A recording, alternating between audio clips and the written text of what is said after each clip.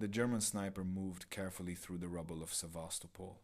He was one of the best to re-confirmed kills already that morning, 27 total since arriving at this hellish siege 2 months ago.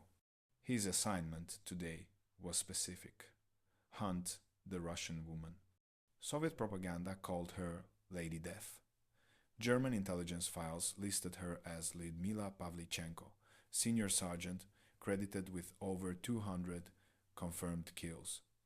The High Command wanted her dead. They had sent 6 specialized counter-snipers to Sevastopol specifically to eliminate her. The German took position in a partially collapsed building overlooking a sector where the Russian woman had been active. He waited. Hours passed. Then movement. A Soviet helmet visible for just a moment between 2 pieces of concrete. The German aimed carefully. His finger began to squeeze the trigger. The helmet moved again, slightly, unnaturally. It was a decoy. Before the German could process this realization, a single shot cracked across the ruins. The German sniper died instantly, shot through the head from a position he had never suspected. Lyudmila Pavlichenko had claimed her 207th kill. She would survive the siege of Sevastopol. The German sniper sent to kill her would not. Over 11 months of combat, from June 1941 to June 1942, Lyudmila would eliminate 309 German soldiers. 36 of those kills were counter-snipers. German specialists sent specifically to hunt her. She killed every single one who tried. This is the story of how a 25-year-old history student became the most lethal female sniper in military history. How her trick with decoy helmets and superhuman patience made German soldiers terrified to show themselves, and how she survived when so many others died. Lyudmila Mikhailovna Pavlichenko was born on July 12, 1916, in Bila Tserkva, a small city in Ukraine, then part of the Russian Empire. Her childhood was unremarkable by the standards of early 20th century Ukraine. Working class family, basic education, normal life during the chaos of World War I, the Russian Revolution, and the civil war that followed. By the time she reached her teenage years, Lyudmila had developed 2 passions that would define her life. First, she loved history. She devoured books about military campaigns, about great generals, about the strategies and tactics that decided battles. By age 15, she could discuss Napoleon's mistakes at Waterloo or Hannibal's tactics at Cannae with remarkable sophistication. Second, she was intensely competitive. She could not stand being told she was inferior to boys simply because she was female. This competitive spirit led to a moment that changed her life. At age 14, Lyudmila overheard boys at her school talking about their shooting club. When she expressed interest in joining, the boys laughed. Shooting was for men, they said. Girls couldn't handle the recoil of a rifle. Lyudmila's response was to join a different shooting club and become better than any of those boys. Within a year, she was winning local marksmanship competitions. By age 16, she was competing at regional levels. But Lyudmila didn't pursue shooting as a career. She pursued education. By 1937, she had enrolled at Kiev University studying history. She excelled academically, earning high marks and the respect of professors who found her historical analysis unusually sophisticated. She married briefly a fellow student, but the marriage didn't last.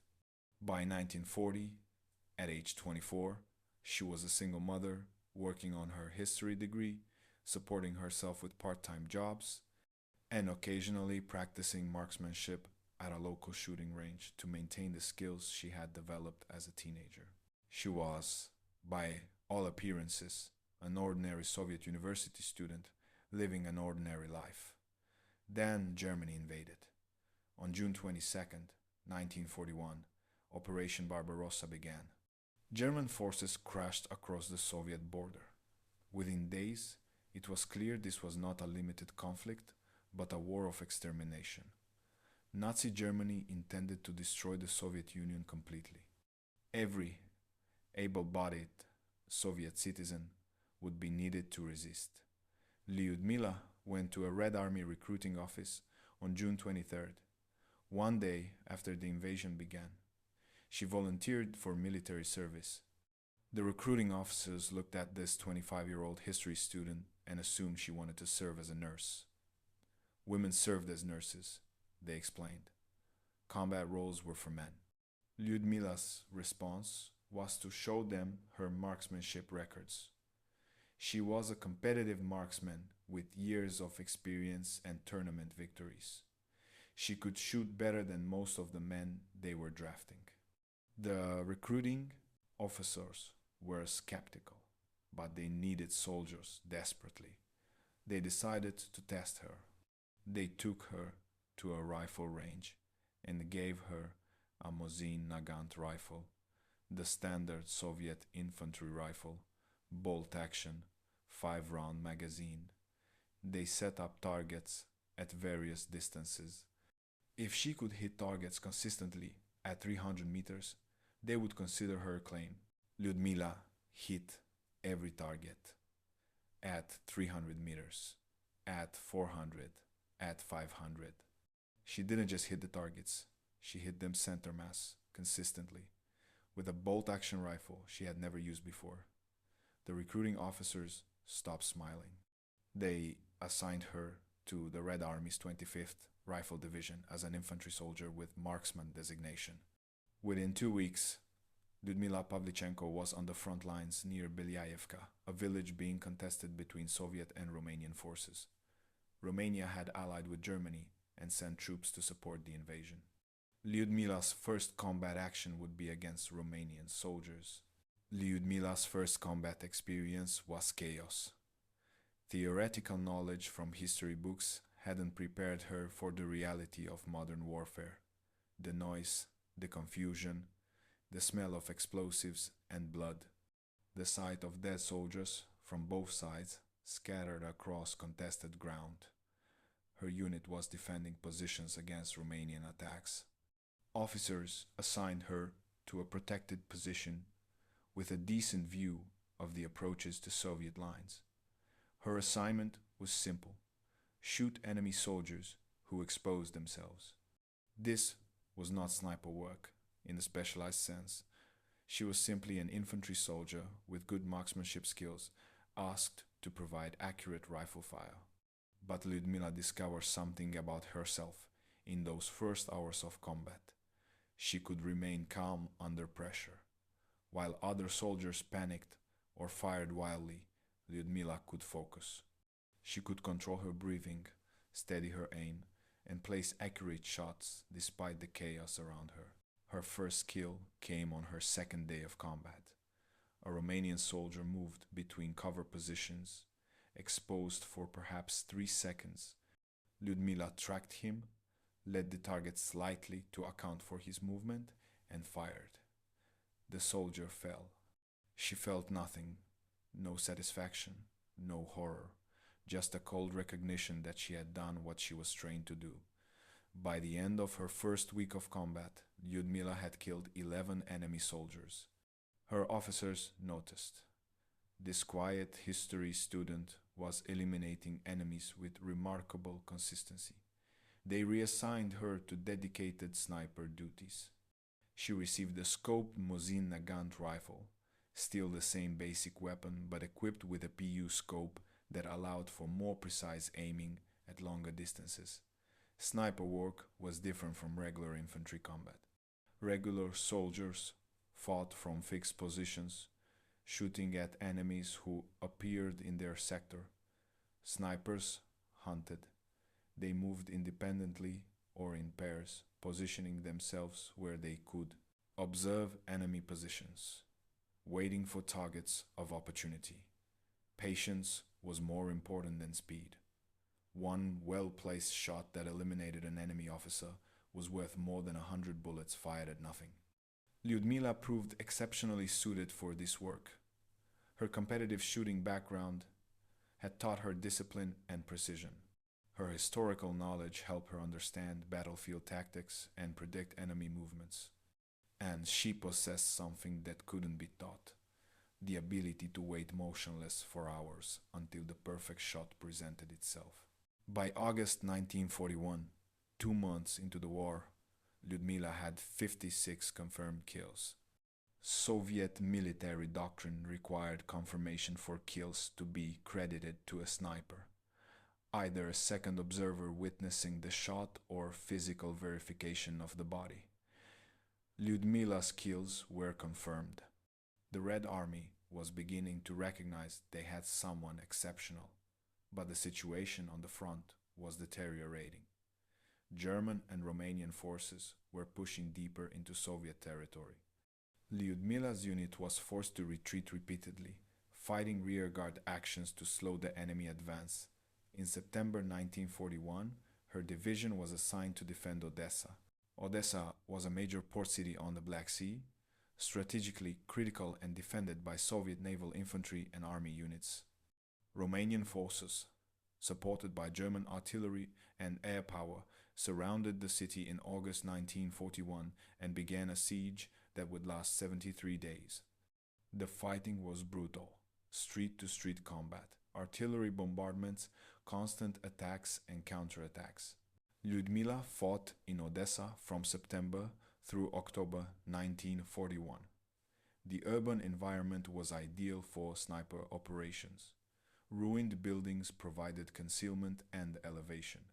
The static nature of siege warfare meant enemy positions were relatively fixed, allowing snipers to study patterns and identify targets. Lyudmila's kill count climbed rapidly. Her method was systematic. She would arrive at a position before dawn, usually accompanied by a spotter, another soldier whose job was to help observe, confirm kills, and watch for counter-snipers. She would study the enemy-held territory through binoculars, noting movement patterns, identifying positions likely to contain important targets like officers or machine gun crews. Then she would wait. German and Romanian soldiers didn't understand initially why their casualties were so high in certain sectors. They would send out patrols, and men would simply drop dead from single shots. Officers would be killed while directing on their troops. Machine gunners would be shot the moment they manned their weapons. The source of this accurate fire was difficult to pinpoint because Lyudmila never fired from the same position twice in succession, and she limited herself to 1 or 2 shots before relocating. By the time Soviet forces evacuated Odessa in October 1941, the city was ultimately abandoned to prevent the defenders from being surrounded and destroyed. Lyudmila had accumulated 187 confirmed kills. In 2 months of urban combat, she had killed 131 enemy soldiers. The pace was extraordinary, reflecting both the intensity of the fighting and Lyudmila's increasing effectiveness. The Odessa defenders, including Lyudmila, were evacuated by ship across the Black Sea to Sevastopol, another major port city that the Soviet leadership had decided to defend at all costs. If Odessa had been brutal, Sevastopol would be worse. The siege of Sevastopol would last 250 days and become one of the bloodiest battles of the Eastern Front. Lyudmila would spend 8 months there before being wounded and evacuated. The siege of Sevastopol began in October 1941 and would not end until July 1942. German and Romanian forces surrounded the city and the Crimean Peninsula. Soviet forces defending Sevastopol were cut off from land retreat but could be supplied and reinforced by sea. The result was a prolonged siege involving massive artillery bombardments, airstrikes, and infantry assaults against fortified positions. Lyudmila arrived in Sevastopol in November 1941. The fighting there was constant. German forces would launch assaults, Soviet forces would counterattack, and snipers on both sides hunted each other continuously. This was where Lyudmila developed the technique that made her legendary and earned her the insane trick reputation among German soldiers. The technique was deceptively simple: the helmet decoy.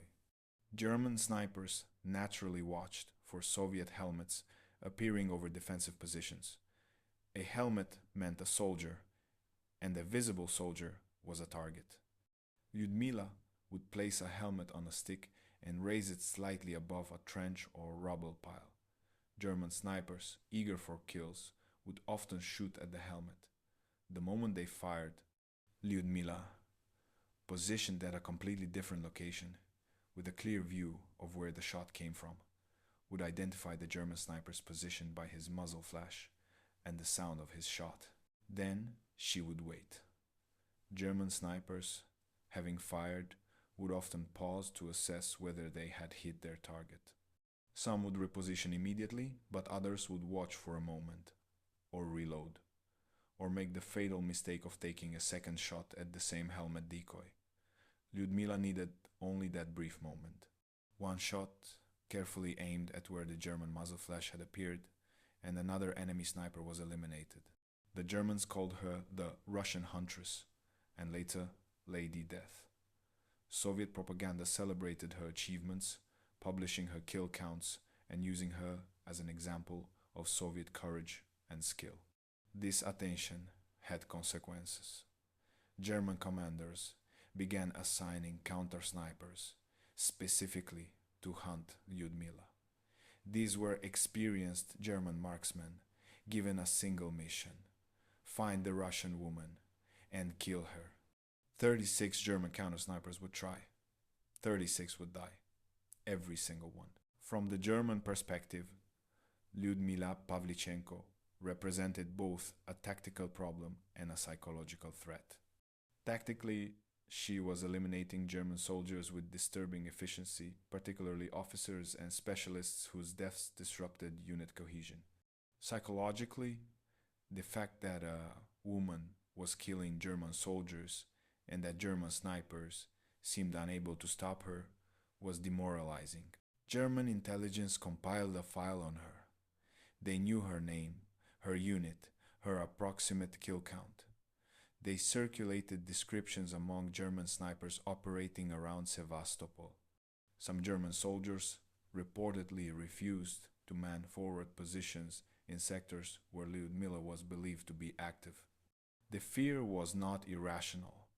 She had demonstrated she could kill from positions German soldiers never suspected, and her patience meant she would wait hours for a single perfect shot.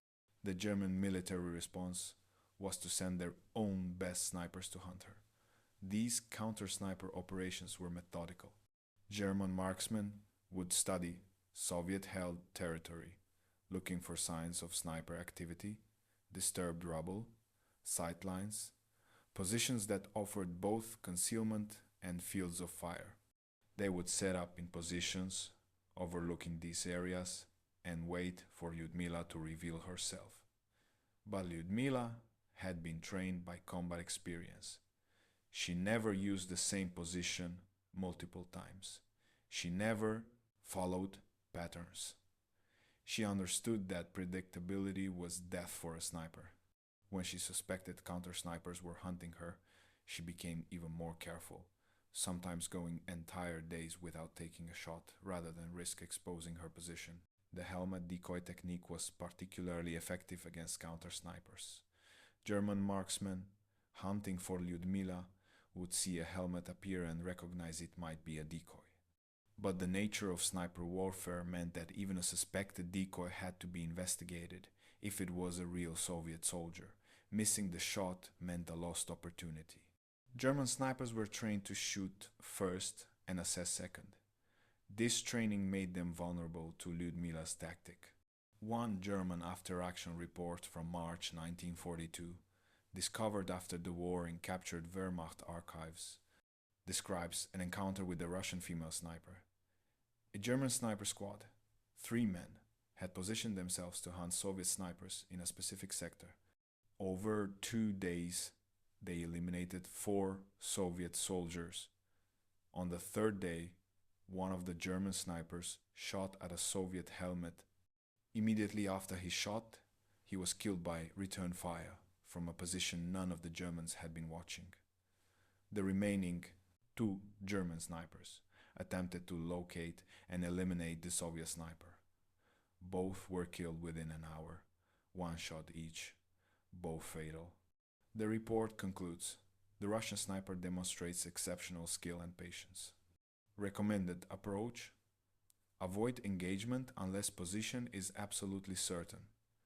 That Russian sniper was almost certainly Lyudmila. By June 1942, Lyudmila had been fighting continuously for 11 months. She had accumulated 309 confirmed kills, a number that made her the most successful female sniper in military history and one of the most successful snipers of any gender in World War II. But the physical and psychological toll of constant combat was severe. Snipers suffered casualties at high rates despite their careful methods. Lyudmila had survived encounters that killed many of her fellow snipers. She had been shot at countless times, had positions she occupied destroyed by artillery minutes after she left them, had seen friends and comrades die. The stress was accumulating. On June 10th, 1942, Lyudmila's luck finally ran out. She was in position observing German lines when a mortar bombardment hit her sector. She was struck by shrapnel from an exploding shell. The wounds were serious, shrapnel in her face and body, though not immediately life-threatening. She was evacuated from the front lines to a field hospital. The Soviet High Command made a decision. Lyudmila Pavlichenko was too valuable as a propaganda symbol to risk losing to a second wound or death in combat.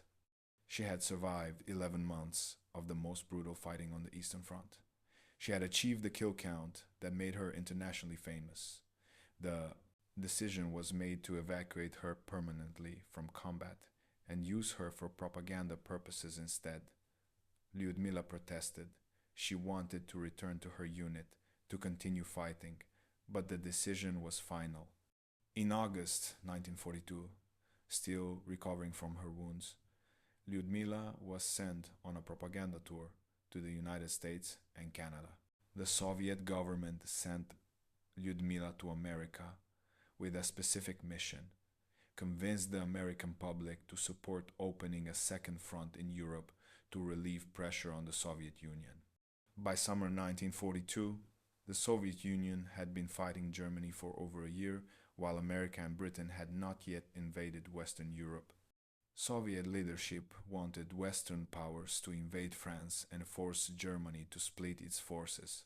Lyudmila arrived in America in August 1942. She was 26 years old, wearing a Soviet military uniform with her medals, speaking through translators. American media was fascinated.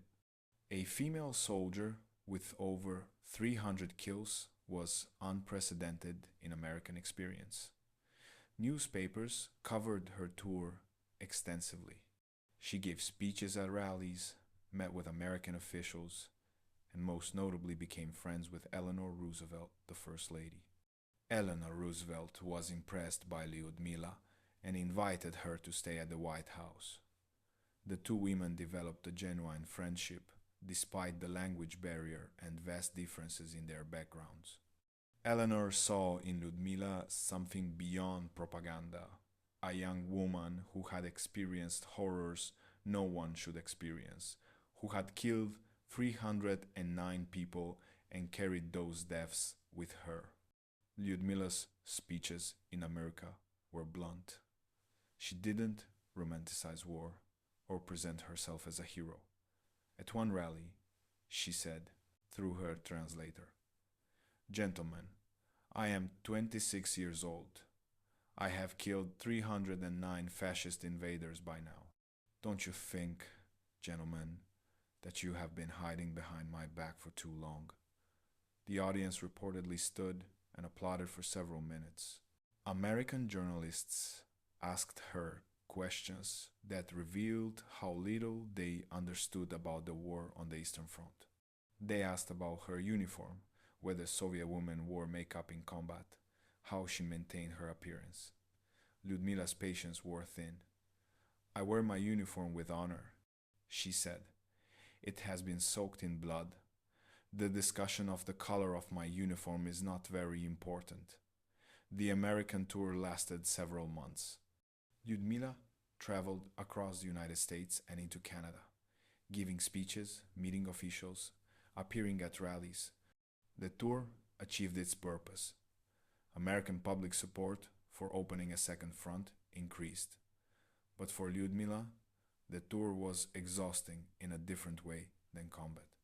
She was being paraded as a propaganda symbol when she wanted to be back with her unit. By late 1942, Lyudmila returned to the Soviet Union. She would never return to combat. Her war was over. After returning to the Soviet Union, Lyudmila was assigned to train other snipers. She passed on her techniques, her methods, her hard-earned knowledge about how to survive as a sniper on the Eastern Front. Many of the snipers she trained would go on to successful combat careers of their own, applying lessons learned from the woman who had killed 309 Germans and survived.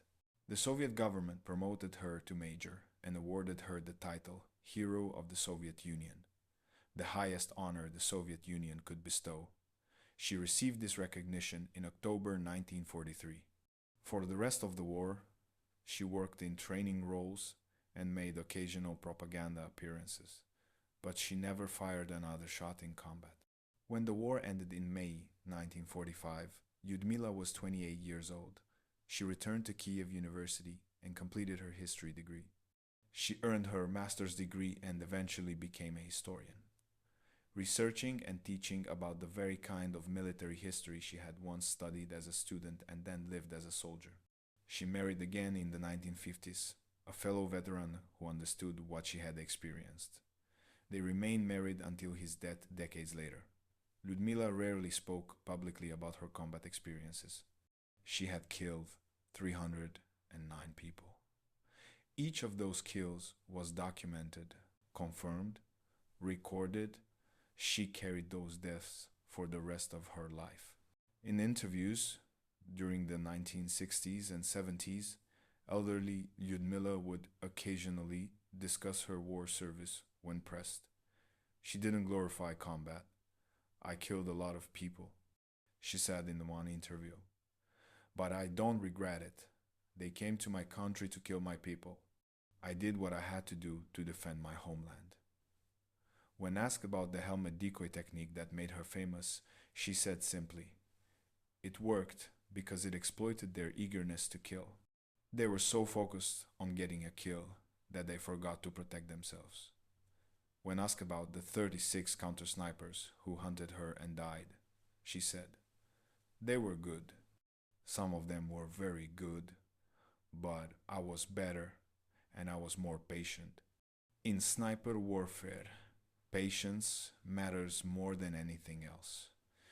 Lyudmila Pavlichenko died on October 10th, 1974, at age 58, from complications of a stroke. She was buried with full military honors in Moscow. The Soviet government issued commemorative stamps bearing her image. Schools were named after her. She became a legend in Soviet and later Russian military history, the woman who killed 309 Germans in 11 months and survived when so many others died. Western historians initially dismissed Soviet claims about Lyudmila's kill count as propaganda exaggeration. But after the Cold War ended and Soviet military archives were partially opened, researchers confirmed the documentation. Her kills were real, verified by observers, recorded in military records. Lyudmila Pavlichenko remains the most lethal female sniper in military history. More than that, she ranks among the most successful snipers of any gender in modern warfare. The Germans who fought against her wrote about her in their reports and diaries, always with a mixture of fear and grudging respect.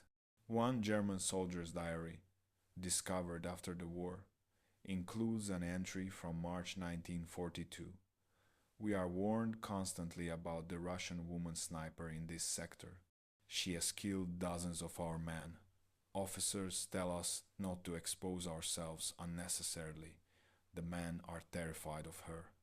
They say she never misses. She didn't miss often. 309 kills in 11 months. 36 counter-snipers eliminated. One 25-year-old history student who became a legend.